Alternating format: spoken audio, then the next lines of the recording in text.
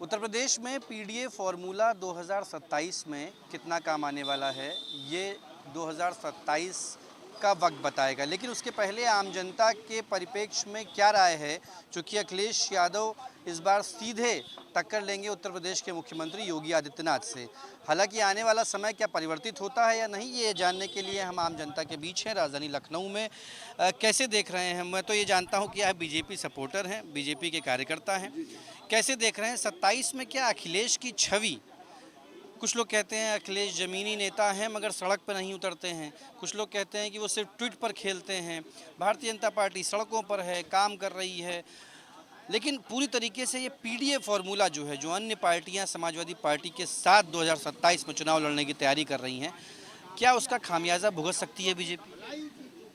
कतई नहीं। पीडीए कहीं है ही नहीं। पीडीए इन लोगों ने बनाए ही उसका है। पीडीए नाम की चीज कुछ है ही नहीं। ये प्राइवेट डेवलपमेंट पार्टी है। का राष्ट्रीय अध्यक्ष परिवार का ही मुख्यमंत्री सैफई परिवार का होगा। वो चीज अब इस प्रदेश की जनता जान चुकी है। अब इन लोगों के बहकावे में वो नहीं आने वाली है और न इनको वोट करने वाली। इन लोगों ने सिर्फ पीडीए समाज को छला है। चाहे आप अल्पसंख्यकों को ले लीजिए, चाहे आप दलित समाज को ले लीजिए। क्या औकात है समाजवादी पार्टी 32 साल में? इसीलिए वो कहीं और नहीं जा सकी और कोई प्रदेश में नहीं जा सकी। आज भारतीय जनता पार्टी सिर्फ उनसे 10 साल पहले बनी थी, 80 में बनी थी, इनकी 93 में बनी हुई थी। आज करीब करीब 18-20 प्रदेशों में भारतीय जनता पार्टी की सरकार है। आज ये सिर्फ उत्तर प्रदेश के इसीलिए नहीं है क्योंकि इनको अन्य किसी जाति बिरादरी पे इनको भरोसा नहीं है कि हम उसको राष्ट्रीय अध्यक्ष या उसको प्रदेश का मुख्यमंत्री प्रोजेक्ट कर दें। तुम मुसलमानों का एक मुफ्त वोट 32 साल से ले रहे थे। क्या तुम्हारी ये हैसियत है कि मुसलमानों को इस बार समाजवादी पार्टी प्रोजेक्ट कर सकती है कि मैं मुख्यमंत्री बनाऊंगा उत्तर प्रदेश का? क्या उनका वो हमेशा मुसलमान वोट ही देता रहेगा?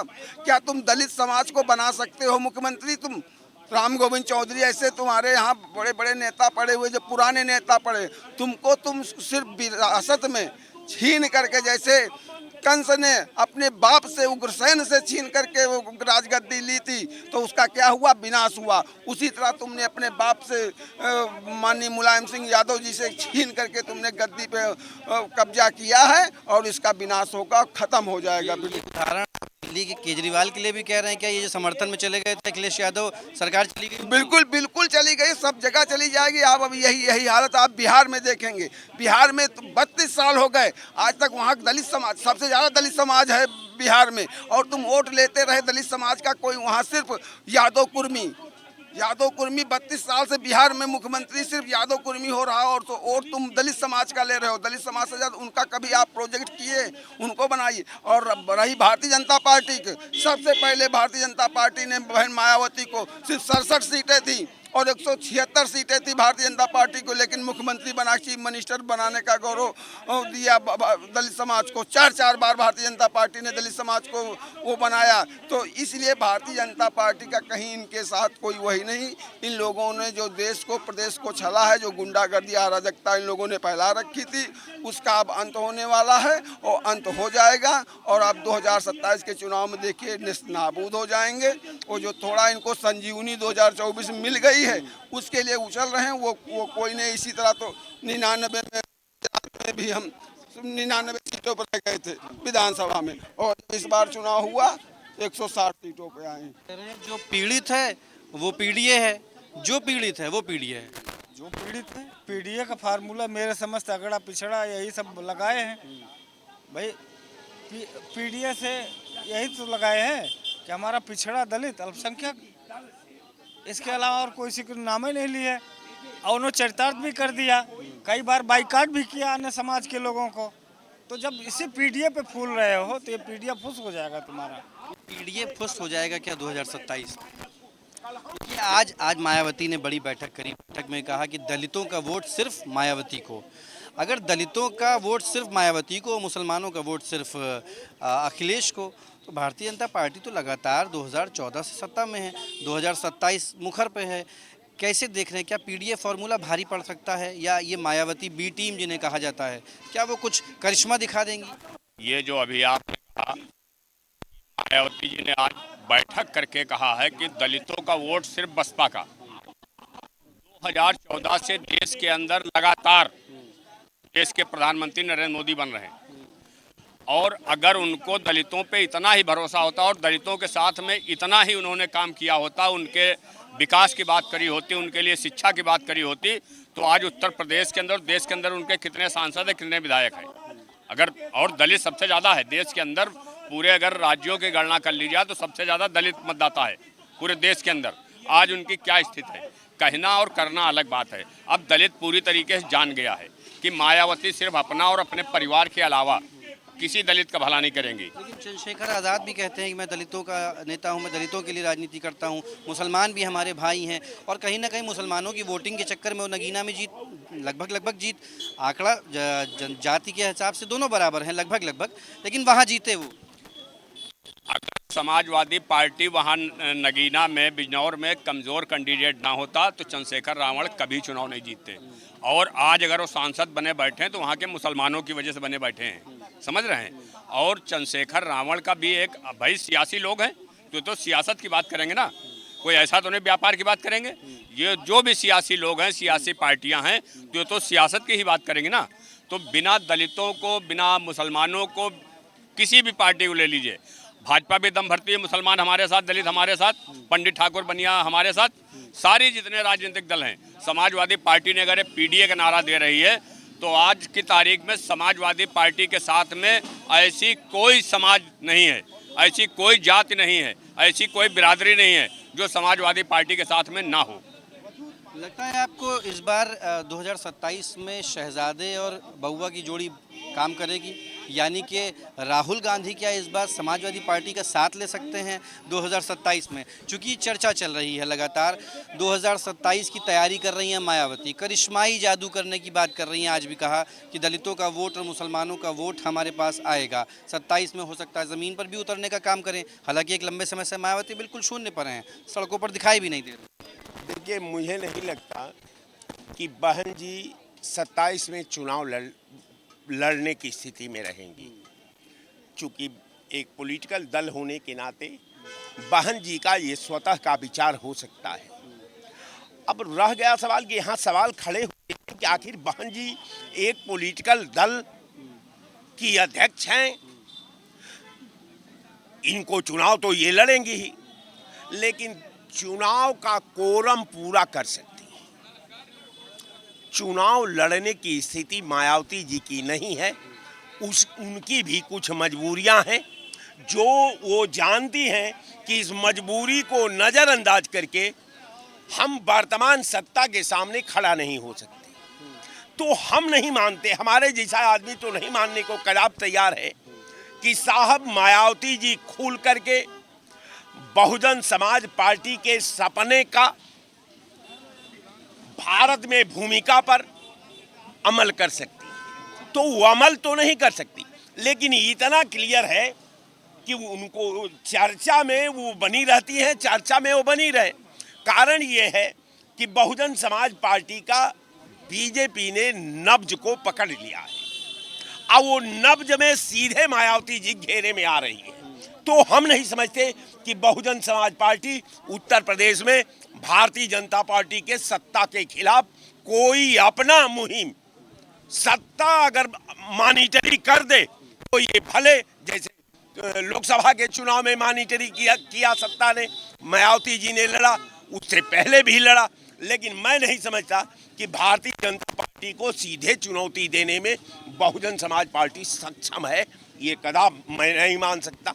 उनकी मजबूरियां हैं और उनकी हालात खुद है कि साहब मैं खुद के बचाई की तोहे बालमा, वो कुछ नहीं कर सकती। जब तक भाजपा की केंद्र में सत्ता है तब तक वो राजनीति नहीं कर सकती। वो जानती हैं कि हमारा क्या नतीजा हो जाएगा। तो मैं नहीं मानता कि जब तक भाजपा मैदान में है तब तक Bahujan Samaj party full role में पार्टी की भूमिका उत्तर प्रदेश और देश के पटल पर रख देगी, ये कदाप सोचा नहीं जा सकता। ये केवल तो क्या 27 में तस्वीर बदल सकती है, अन्य पार्टियों का सहारा ले सकती है जो कि भारतीय जनता पार्टी के खिलाफ एक तरफा वोटिंग के लिए? देखिए, सबसे बड़ी बात है कि मैं बता दूं कि 2027 में कोई लड़ाई नहीं भाजपा के पास रहेगी। ये साल भर पहले उत्तर प्रदेश की आवाम फैसला कर देगी कि भाजपा कहीं ये महाभारत के जंग में न इसकी सेना दिखाई देगी न यशोधरा दिखाई देगी। अब चूंकि छोटे भाई हैं हमारे आचार्य, जवाब भी ले लेता हूँ मैं जवाब भी ले लेता हूँ। 2027 से पहले ही कहा गया कि कहा राय साहब ने कि 27 से पहले ही जनता फैसला कर देगी कि बीजेपी को हटाना है। देखिए भाई साहब, ये कांग्रेसी लोग हैं, ये मुंगेरी लाल के सपना बहुत देखते हैं। अब मुंगेरी लाल के सपना इनका पूर्ण नहीं होने वाला है। भाजपा अभी 25-30 साल यही अस्थायी रूप से रहेगी, इसको कोई हटाने वाला नहीं है। सपना जो देखना हो देखते रहें, अलग बात है। लेकिन अखिलेश मेहनत कर रहे हैं, सड़कों पर हैं लगातार। एक बात बता दूं, जो जातीय समीकरण को लेकर राजनीति करेगा, जनता जाग चुकी है। जातीय समीकरण का मतलब कि भारत में विनाश। जो हिंदू लेके चलेगा वो सफल रहेगा। हम यहाँ उनकी भी मुसलमान कहाँ जाएंगे अगर ऐसे? तो फिर समाजवादी पार्टी में जाएंगे क्या सर? अभी इसके आगे इतिहास में जाएंगे तो बंटवारा हो चुका है, उस पर न जाइए। उसका एक बार जातीय समीकरण के हिसाब से हिंदू मुस्लिम बंटवारा हो चुका, क्यों नहीं गए? अब तमाम पता नहीं कितने घुसपैठी आ गए हैं, उस पर न जाइए। ये वर्तमान में जो कर रहे हैं, हमको सिर्फ आपके चैनल के माध्यम से ये कहना पड़ रहा है कि सारे मुस्लिम भी खराब नहीं होते, कि सारे मुस्लिम नहीं खराब थे, ना सारे हिंदू खराब होते हैं। बदमाशी करने वाला चाहे हिंदू हो, चाहे मुस्लिम हो, चाहे जिस वर्ग का हो, वो उसको बदमाश घोषित करते हुए उसके ऊपर कार्रवाई करे। आई जहाँ ये भाजपा कहती हिंदू मुस्लिम, या ये हमारी नहीं समझ में आता। बदमाश या गलत काम करने वाला हर आदमी हर कौम में हो सकता है, हर वर्ग में हो सकता है। तो हिंदू मुस्लिम न करके अगर कोई आदमी गलत कर रहा है तो उसको कठोर से कठोर सजा दे। आपने कहा जाति पर ना जाएं, लेकिन उत्तर प्रदेश की तो राजनीति ही जाति पर स्थगित है ये पूरी विनाश तरीके से। ये अच्छा, आप बुद्धिजीवी वर्ग से आप चैनल चला रहे हैं, आप बताओ जातीय समीकरण से क्या भारत का विकास होगा या विनाश होगा? विकास इसमें ये तो नेताओं को सोचना जिन्हें सरकार चलानी है। सरकार कौन है? हम आप हैं। हम आप जनता अगर बुद्धिजीवी हो जाए, जो जातीय समीकरण के राजनीति करे, उन नेताओं को जूता मारिए, देखा अपने आप सुधर जाए। आप विकास की बात करिए, आप भ्रष्टाचार की बात करिए। आप भ्रष्टाचार की बात नहीं कर। अखिलेश यादव कहाँ से भाई आप पा गए इतना पैसा? को 36 तल्ला की जो है होटल बनवा लिए। मायावती के पास कहाँ से इतना पैसा आ गया? इन नेताओं की नहीं विकास की बात में ये भी तो देखिए कि आगरा एक्सप्रेसवे बनवा दिया, अरे बनवा दिया, थर्मल पावर स्टेशन देखो बनवा भाई, दिया। देखो जहाँ 500 का खर्चा है, वहाँ आप 5 लाख रुपया खर्च करके अगर बनवा रहे हो तो अभी एक विनाश का वही है, ये वही भ्रष्टाचार ही है। 500 का खर्चा जहाँ है, 5 लाख में आप रोड बनवा रहे हो, तो ये नहीं चाहिए। आप जनता का टैक्स देखते हो, आप बेरोजगारी को देखो, आप भ्रष्टाचार देखो, आप जो है केवल इन मुद्दों पर बात करो। जातीय समीकरण बात करने वाला नेता संकुचित बुद्धि का है, सुअर के गोबर वाली बुद्धि रखने वाला है, चाहे जिस पार्टी को। जातीय समीकरण की बात नहीं करनी चाहिए। विकास की बात करिए, बेरोजगारी की बात करिए, भ्रष्टाचार की बात करिए, बात समझ में आती है। ये सच्चा नेतृत्व है, ये राष्ट्र प्रेम है, इसके लिए नेतागिरी करनी चाहिए। आप बार बार कह रहे हैं जाति पर नहीं जाना चाहिए, जाति पर मैं भी इस बात से पूरी तरीके से आपसे मानता हूं, लेकिन जाति पर ही तो भारतीय जनता पार्टी राजनीति कर रही है पूरी। कहाँ जात में कर रही है? आप बताएं। वो उत्तर तो प्रदेश के हिंदू मुस्लिम की राजनीति कर रही है, वो हिंदू मुस्लिम कर रही है। यहाँ तक हद तक ठीक भी है कि बंटवारा हो चुका था तो क्यों मुस्लिम रुके, लेकिन एक जो केवल हिंदू मुस्लिम करना है भी ठीक नहीं है। उसको साधारण तरीके से हिंदुओं के विकास के बारे में सोचते हुए, मुसलमानों के विकास के बारे में नहीं वो सोचे या न सोचे, हम उनकी चूंकि बंटवारा हो चुका है इसलिए हम उस पर टिप्पणी नहीं करेंगे, समझ रहे हैं। लेकिन आ गया है, इतने दिन से रहा है, तो आप उसको इतनी जल्दी हटा दोगे तो उसको कष्ट होगा, यहाँ मंथन करना पड़ेगा, समझ रहे हैं।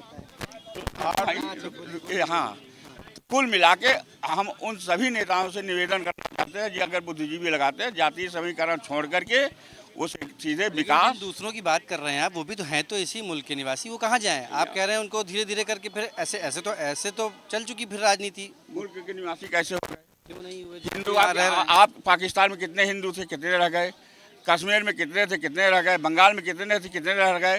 तो मतलब कि ये उनका अगर इस दृष्टि से आप देखेंगे तो ये तो गड़बड़ है कहीं न कहीं अंतःकरण से। हमको आपके विचार करना पड़ेगा। कल हिंदुस्तान में भी यही स्थिति आएगी कि हम आप खतरे में पड़ जाएंगे। या तो किससे खतरा है? अरे मुस्लिम और किससे?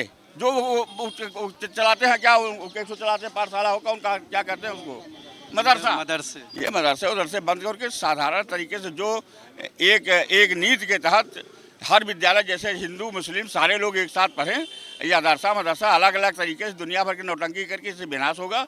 और ये सब जितना ये आपने ठीक कहा, वक्फ बोर्ड के नाम पर भी हजारों करोड़ों की ज़मीन को कब्जा कर कहा हमारी ज़मीन है, ये बातें आपकी वाजिब है। लेकिन मुल्क के जो लोग हैं उन्हें हिंदू मुस्लिम में बांट के क्यों देखें? राजनीति तो पूरी तरीके से भारतीय जनता पार्टी पे तो यही आरोप है कि वो हिंदू मुसलमान करती है। नहीं, वो इसलिए करती है कि जब 1947 में देश बट गया तो यहाँ रुके क्यों रुक गए? वो जिन्होंने कहा हमारा भारत है, हम यहाँ रुकेंगे पाकिस्तान नहीं, वाले ऐसा कुछ नहीं था कि केवल ये वोट का मतदान हुआ था कि मुस्लिम के लिए देश बांटा जाए।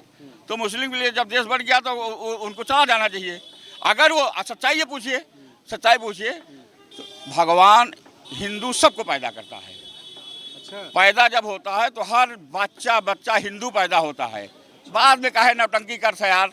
अब बात के बाद अब समझ लो, तू काहे नौटंकी करते हो? हिंदू हो यार, हिंदू की तरह रहो। अल्लाह मतलब आधा नाम भी ईश्वर का काट दिए। अरे सीधे ईश्वर सब हो, ईश्वर अल्लाह एक ही नाम, ये भी मान लो। तो हिंदू सब हिंदू हो यार, पैदा हिंदू भगवान करता। काहे यहाँ के मुस्लिम बन जा रहे हो जबरन? काहे जबरन बन जा रहे हो? हाँ, इसका किसी के पास उत्तर? जब भगवान हिंदू पैदा करता तो हिंदू बन के रहो ना। ये तो बड़ा तार्किक है, भगवान हिंदू पैदा करता है, जो मुसलमान के घर में पैदा हुआ तो मुस्लिम ही होगा ना। ओफो, हिंदू पैदा होता है कहाँ से? वो कटिंग करा के मुस्लिम धर्म बदलवा देंगे। नहीं, हम सच्चाई बात कर रहे हैं। हमारा सनातन धर्म सर्वश्रेष्ठ धर्म है, इससे बड़ा धर्म कोई नहीं है। ये वृक्ष है, उसके बाद शाखाएं, ये सब पंथ हैं। वो हिंदू मुस्लिम धर्म नहीं है, ये पंथ है। अगर विशेष रूप से आप जाइएगा तो हम इसकी पूरी स्टोरी बता दें कि कैसे देख रहे हैं उत्तर प्रदेश की राजनीति तो पूरी तरीके से जाति पर ही आधारित है। भाई साहब ने कहा हिंदू मुसलमान करते हैं, जिनको यहाँ जाना हो चले जाएं, वो चले क्यों जाएं, उनका भी तो है ये देश। आप लोग इतना वीडियो बनाते हैं, सारे लोग आए हैं, लेकिन सबको व्यू चाहिए। इससे देश को आपको लेना देना नहीं है, इनको भी लेना देना नहीं। सब इस देश में सबसे बड़ा इस देश ठगों का देश है। सब ठगी में रहते हैं कि मैं ठग लूँ। ये बताइए, 78 बरस इस देश में आज़ाद हो गया ना। सांसद का बेटा कहाँ पढ़ता है? विधायक का बेटा कहाँ पढ़ता है? वोट देने वाला कहाँ बेटा पढ़ता है? इस देश की पब्लिक ये घूम रही है जूता निकाल कर, और सड़कों पर ये सवाल करती है, कभी सवाल करती है। किस बेईमान लुटेरों ने कानून बनाया है कि सांसद का बेटा विदेशों में पढ़ेगा, कॉन्वेंट स्कूलों में पढ़ेगा, विधायक का बेटा कॉन्वेंट स्कूलों में पढ़ेगा, विदेशों में पढ़ेगा। जो उसका वोट देने वाला है, उसका करकर्ता होता है, उसका बेटा खिचड़ी वाला में पढ़ता है। आपको नहीं मतलब है, आपको तो व्यू चाहिए और हमको भी व्यू चाहिए। इस देश की व्यवस्था को अगर सुधारना है तो हिंदू मुस्लिम जात पंथ से हटके इस देश की नींव को मजबूत करने का काम करिए। इस देश की शिक्षा व्यवस्था ठीक करिए। जिस देश की शिक्षा व्यवस्था ठीक हो जाती है, आपका बगल काम है चाइना है, आप 47 में आज़ाद होते हैं और वो 49 में आज़ाद होता है, उसके सामने आप कटोरा लेके खड़े हैं। हमें लगता है कि इसकी तार और तो लेके घूम रहे हैं ना, ये चाइना का ही होगा। घूम रहे हैं ना, ये भी चाइना का होगा, आधा सामान चाइना का होगा। तो आपके बगल का दुश्मन है, उसके सामने कटोरा लेकर घूम रहे हैं। ये 71 बरस से सिर्फ मोदी नहीं राज कर रहा है, ये सारे लुटेरे इस देश के सांसद विधायक है, समझ लीजिए, सारे लुटेरे हैं। इनको शर्म सरकार के सांसदों की बात कर, वर्तमान के ही सांसद विधायक हैं कि सारे पार्टी के हैं। मोदी शिक्षा एक समान की बात नहीं कर रहे हैं तो राहुल गांधी ने किया है। राहुल गांधी कहाँ से पढ़ के आए हैं? मोदी के मंत्रिमंडल में जितने मंत्री हैं उनके बच्चे कहाँ पढ़ते हैं? इस देश पब्लिक का मतलब नहीं है। ये तो शून्य देव हंस रहे हैं, वो हंस रहे हैं, इनको मतलब नहीं है कि हमारा बच्चा पढ़ेगा कि नहीं पढ़ेगा। ये चाचा हैं, बूढ़े हो गए, नेताजी हैं, इनको मतलब नहीं है। सारे देश के पब्लिक को जूता निकाल कर देश के सड़कों पर निकलना चाहिए। जूता निकाल के तो नहीं निकल सकते ना। आपको वोटिंग का अधिकार दिया है, आपको वोटिंग का अधिकार दिया है मारने के लिए नहीं। देखिए, लोकतंत्र में हम किसी को मारेंगे नहीं। आप गलत सवाल उठा रहे हैं। आप लोकतंत्र में वोटिंग करेंगे, जूता उतार के निकलेंगे? जूता नहीं पहनेंगे। जूता जो पहनने की पैर में व्यवस्था है उसमें हाथ में लेकर घूमेंगे कि हमारे बच्चों की जब तक शिक्षा व्यवस्था ठीक नहीं होती है, इस देश के गरीब के बच्चों को शिक्षा व्यवस्था ठीक नहीं होती है, एक समान नहीं होती है, तब तक अपने पैरों का जूता हाथ में रखेंगे। इस देश के हर पब्लिक को घूमना चाहिए। आपके बच्चे कहाँ पढ़ता है? और आपका जो बड़ा दिल्ली में एंकर बैठता है उसका बच्चा कहाँ पढ़ता है? आपने कौन सा महापाप किया है? ठीक है आपने महापाप किया है, लेकिन 5 साल का बच्चा आपका ही कौन से महापाप किया है? लेकिन क्यों खिचड़ी वाला में आपके पड़ेगा इस वो? क्रांति से इसका अधिकार दिया गया है, आप वोटिंग का अधिकार है, आप वोट कीजिए, सत्ता परिवर्तन करिए, और हुई है सत्ता परिवर्तन, है ना। लेकिन आपके पास क्या विकल्प है उसको? मैं तो आपसे यही कह रहे हैं ना, आप तो यही आप कह कह रहे रहे हैं हैं सब पार्टियां यही सब खराब है। ये बताइए किसी को बगैर शिक्षा का किसी देश का विकास हो सकता है क्या? आपके जो शिक्षा व्यवस्था है मॉल में चला गया है, अब नीट का बच्चा आपका तैयारी करता है, कहाँ उसका कोचिंग होता है? हाँ, लीक तो अलग बात हो गया, अभी वो हटाओ ना यार, तैयारी कहाँ चलता है? मॉल में चलता है। इंजीनियरिंग की तैयारी कहाँ चलता है? मॉल में चलता है। कितना फीस लगता है? एएलएन जैसे संस्था 3 लाख रुपया वर्तमान एक में साल आप का नीट का सरकार में परीक्षा ले हैं, रहे हैं। वर्तमान में आप सरकार में, जवाब तो देना पड़ेगा ना। सरकार चाहे विपक्ष, सरकार की जिम्मेवारी है, विपक्ष की जिम्मेवारी नहीं है। विपक्ष की जिम्मेवारी नहीं है। सरकार को कलम से और पैसा लगा करना है, विपक्ष को सिर्फ मुंह से करना है।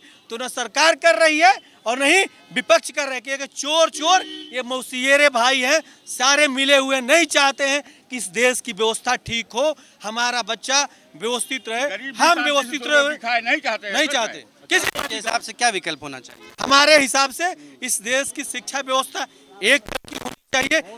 कौन करेगा? सरकारें करेगी। सरकार तो कर नहीं रही है वर्तमान में, आप ही कह रहे हैं नहीं कर रहे हैं। नहीं कर रही है। कोई ऐसा निकलेगा इस देश में, जैसे बिहार में प्रशांत किशोर चल रहे हैं, उत्तर प्रदेश से भी शिक्षा समान के कुछ नौजवान घूम रहे हैं जो शिक्षा एक समान की बात कर रहे हैं, चाहते हैं कि इस देश की जो शिक्षा व्यवस्था है एक तरह की हो।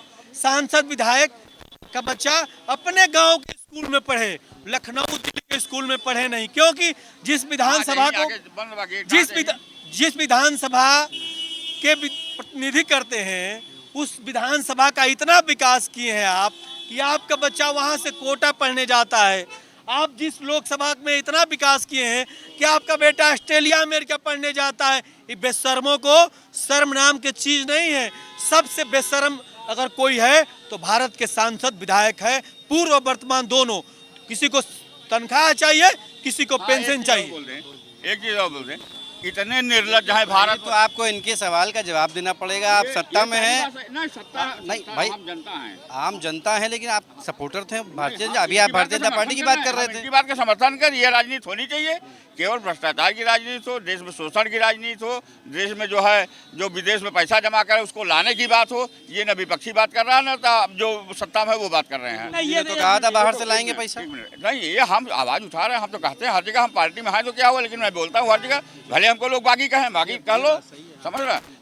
लेकिन कुल मिला के हकीकत में शिक्षा में बात होनी, शिक्षा फ्री कर दें, आरक्षण खत्म हो गया, अपने आप जो योग्य हो वो आके आ जाए आगे, समझा था। शिक्षा फ्री एकदम फ्री कर दो, तो ये कॉन्वेंट और जौन बात है, ये जितना दुनिया भर की नौटंकी हो रही है सब खत्म हो जाए। जितने बड़े बड़े विधायक और एमएलए एमपी के विद्यालय चलते हैं ये सब बंद हो जाएं, समझा था। एक जगह जहाँ डीएम का लड़का पढ़े वहीं गरीब 2 रोटी खाने वाले का बच्चा पढ़े, वहाँ जिसमें ताकत हो वो आगे चला जाए। शिक्षा व्यवस्था के साथ साथ विकास पर बात होनी चाहिए। राजनीति में, राजनीति का मकसद ही विकास होना एक चाहिए। चीज, इतने निर्लज हैं हमारे यहाँ के नेता भारतवर्ष के कि 50 साल 40 साल नौकरी करने वाली की पेंशन नहीं दे रहे हैं। अब वो अगर साल भर रह गए तो उनको पेंशन चाहिए। कितने निर्लज है कि मैं खाऊं जनता न खाए, ये कितनी निर्लजता की बात है। ये स्वर्ग हमारे डूब जाना चाहिए ऐसे नेताओं की, जो कि अपनी पेंशन के लिए परेशान है, अपना 2.5 लाख करेंगे जनता को, जो जिसे वोट लेंगे। कह रहे हैं आउटसोर्सिंग पे ही रखेंगे सबको, सब क्यों परमानेंट वाले बिजली का निजीकरण किए दे रहे हैं। पूछना चाहिए, हम भरे भाजपा को वोट दूंगा, लेकिन ये पूछना चाहिए, प्रश्न उठता है, हम पूछते भी है, कहते भी, उसका जवाब नहीं दे पाते कोई। क्या कहना चाह रहे हैं आप? देखिए, हम आपको बता दें, जो भी राजनीतिक और सामाजिक परिवर्तन हुआ है वो 89 के बाद हुआ है, और 89 के पहले और देश की आज़ादी के बाद से तक यही दुर्दशा होती चली आ रही।